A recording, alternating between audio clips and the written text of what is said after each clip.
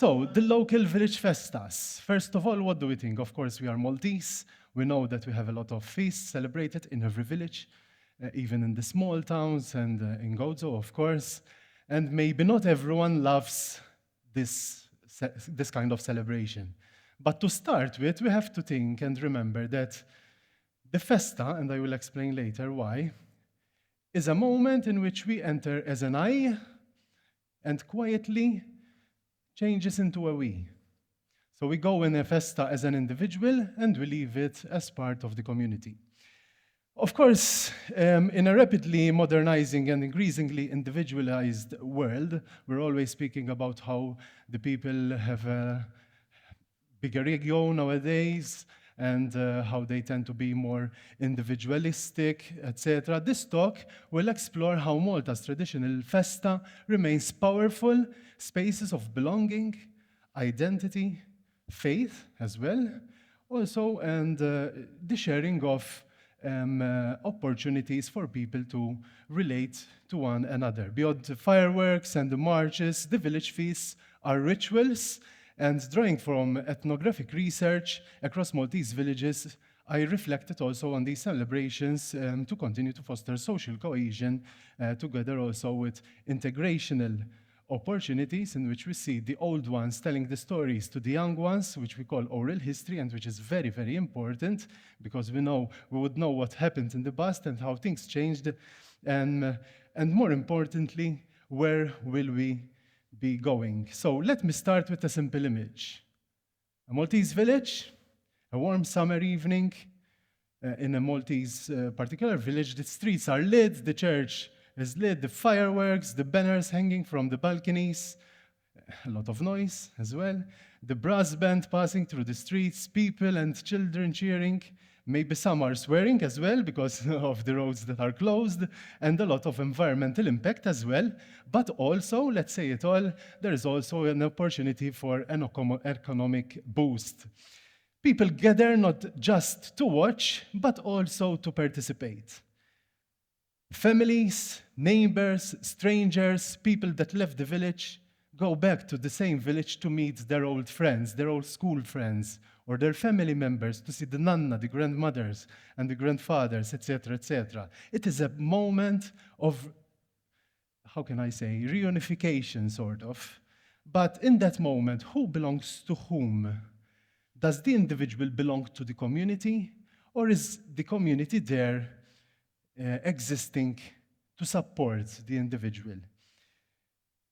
This question, who belongs to whom, can provide a bit of a, not an abstract thing, because it is lived. It depends on the perspective, from which perspective you are looking at it.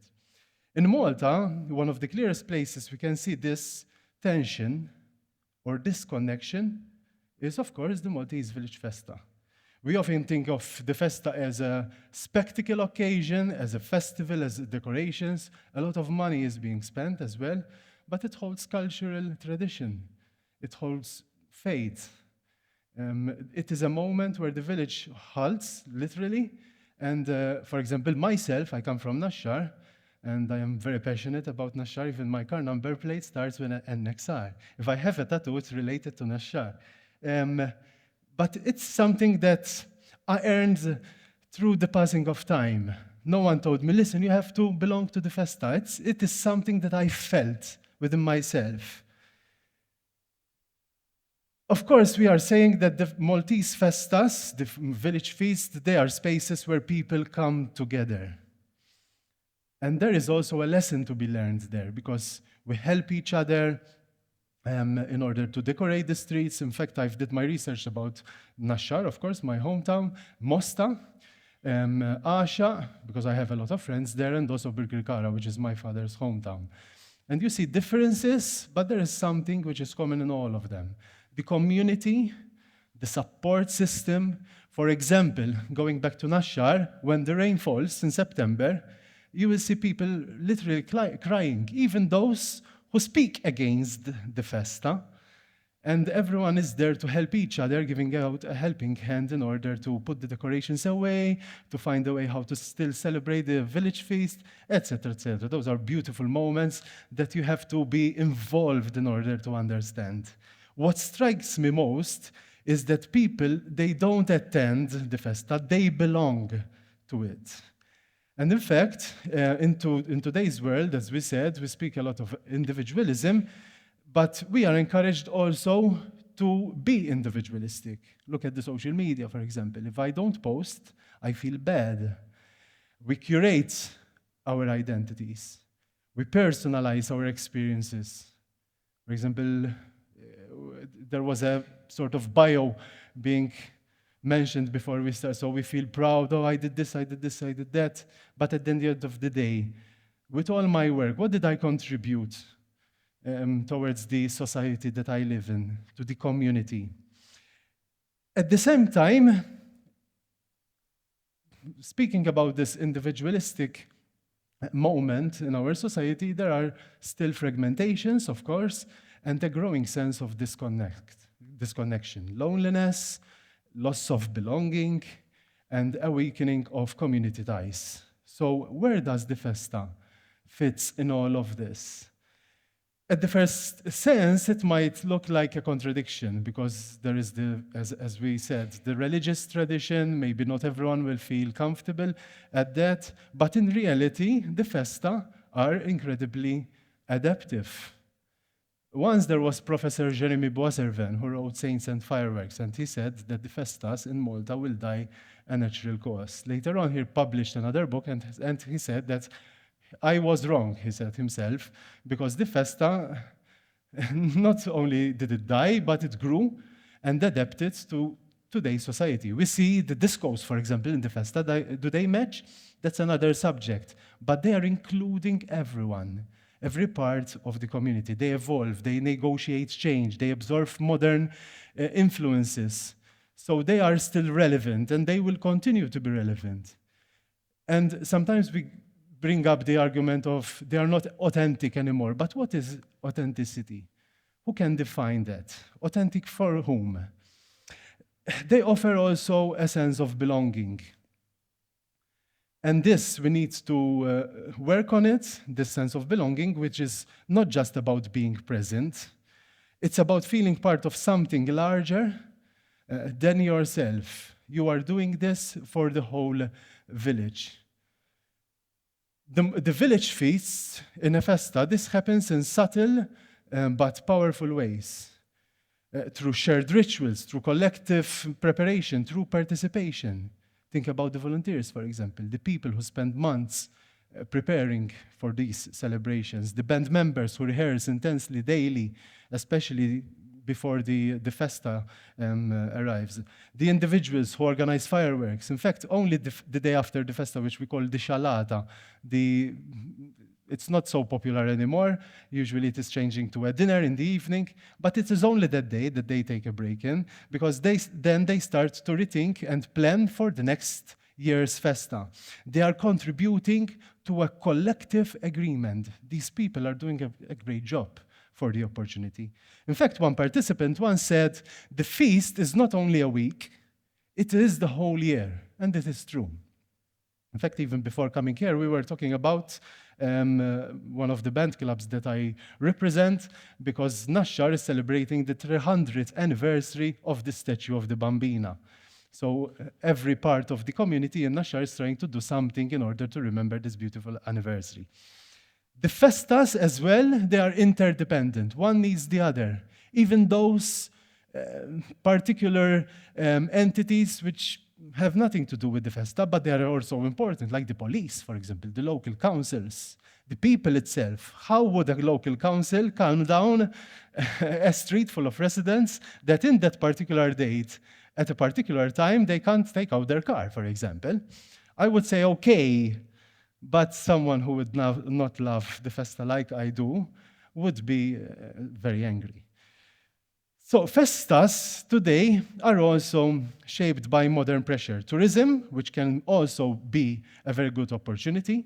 In fact, we speak a lot about cultural tourism nowadays. Commercialization, which can prove to be also successful. It depends how to do it and how to present it, because we think that the tourists come for the festas, and actually they don't come for that.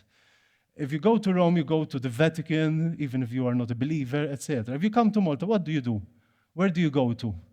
What are we presenting to the tourist? Are we really promoting our festa?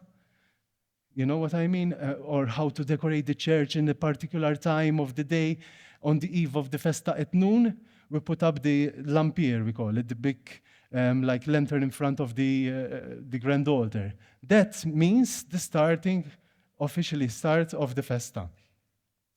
They can be an opportunity for, as I said, competition, positive competition between the villages. Some argue that the feasts are also commodifying and losing authenticity. But as I said before, authenticity, who can define it? Because what was traditional in the past, we are building new traditions for future generations to study about and to look up to. In fact, my research shows something different. Rather than disappearing, the meaning of these village feasts is being sort of renegotiated. Tradition is not static. It is constantly being reinterpreted. For example, a fireworks display might be very interesting for the tourists, but it might be very meaningful for the local villagers. A band passing through a street might be a normal video for a social media post, but for me, passing through that street at that time means something. Of course, it remains a moment of pride and identity, and instead of asking whether festas are becoming less authentic, again, we should say authentic for whom? And in fact, I emphasized a lot about this because we hear a lot that everything is changing, we are losing our touch, etc., etc. It depends on, we can't stay stuck in the past, okay? Of course, we have to reinvent the wheel, still keep some traditions, but in order to involve all the community, in fact, the topic is about the individual and the community, who belongs to whom, in order to make them more attractive and also a safe place where people can truly relax. It is an experienced moment, and for many Maltese communities, the feast, remains deeply meaningful. Going back to the theme, who belongs to whom? Of course, in this highly individualized societies, we often assume that the individual comes first and communities are optional. That belonging is something we choose or even something we can do without. But festi challenge the idea. They remind us that belonging is not just a choice, it is a need. And the so-called dilettanti, those people that take part in the village feasts, they feel it automatically. They feel that they need to give support, even if the band club that they don't support had an issue or a problem during the village feasts. You cannot experience a festa fully from the outside. You have to step in it, engage, and you must share in it. Share your ideas, your ways how to develop better ways, how to even attract funds. And when you do, you feel a shift. You start feeling passionate. You start feeling happy when you see an image representing your village decorated for the festa. You start feeling proud. I often say this when I speak. I'm involved in politics, but in politics in a different way. I want things to be done together with my local councils because I love that sector. And in fact, when we are having an argument, I always bring up this argument that I'm not proud to bluff about anything, but about Nashar, yes. Nashar, yes, that's something that I'm proud of, and Nashar doesn't belong to me, but I feel it like it belongs to me and I belong to it. Communities are becoming more diverse, identities more fluid, and people are constantly moving physically and socially. The feasts can act as a point of connection, spaces where different generations come together, where newcomers can integrate, even foreigners living amongst us. They are not perfect, of course. They can be exclusionary at times, as we mentioned, but these divisions can serve as a purpose to unify us, as Her Excellency previously mentioned. But they also offer something powerful, a framework for togetherness. And perhaps this is the lesson that the Maltese village feasts give us. Lessons in participation, collaboration, and shared ownership. Lessons that we can apply beyond the village square, because the real question is not just whether Festi can bring us together, it's whether we are willing to learn from them. What would it mean to bring the spirit of the Festa at work, for example, or in schools, or in our institutions? What would it mean to create spaces where people don't just coexist, but truly belong? Spaces where identity is not imposed, but co-created, where participation is encouraged, where opportunity is also encouraged, and where the community is not assumed, but actively built. Because ultimately, the question who belongs to whom may not have a simple answer, of course. Again, but the Festi suggests something important. Maybe it's not about choosing between the individual and the community. Maybe it's about recognizing that we are always both, at the end of the day, individuals who shape the communities, and the communities that exists for us. As I said in the beginning, we go even to the village feast as an I, and quietly we go out and we go back home as part of the we. So next time you are in a Maltese village feast, we can't say sit back, relax, and enjoy, as we say on the Ryanair, but take a breath, okay? Forget the traffic, or try to go with a taxi. Pause, listen, engage, and observe. See how things work. See the collaboration and the thoughts leading up to the actual day, the Sunday when the titular festa is being celebrated. You belong to it, and it, at the end of the day, starts to belong to you. Thank you so much.